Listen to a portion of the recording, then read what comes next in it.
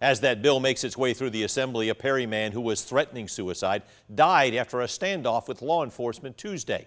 Just before 5 p.m. Tuesday, Perry police found Matthew Deese holding a gun. Then, just before 7, a deputy with the Houston County Sheriff's Office shot Deese. The GBI and Perry police are not commenting on what led up to the shooting.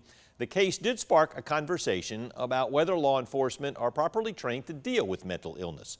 Kalisha Moore spoke with a psychiatrist and the center that trains Georgia officers on how to handle mental health crisis encounters in order to get a closer look.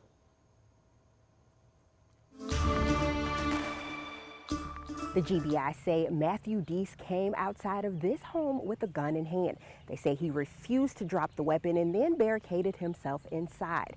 After negotiations with law enforcement failed, he was shot just a few feet outside his front door.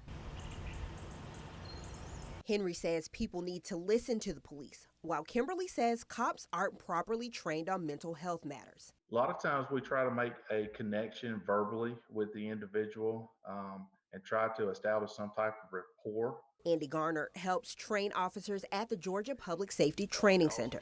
He says officers are required to train there on de-escalation and use of force, but not on mental health crisis intervention.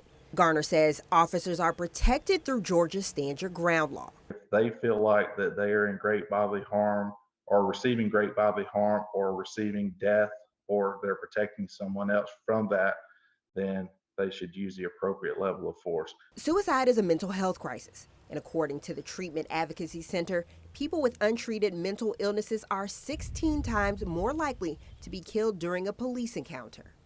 It is the worst mental health crisis that we face, and the reason we treat mental health conditions is to try to prevent people from getting to that point where they want to end their own life. Dr. Brian Wright, a psychiatrist, says it's easy to agitate a person in crisis. I think everybody who responds to these type calls should have as much training as possible in it to help de-escalate situations. GBI says they will conduct an independent investigation of the shooting. In Perry, Kalisha Moore, 13 WMAZ News.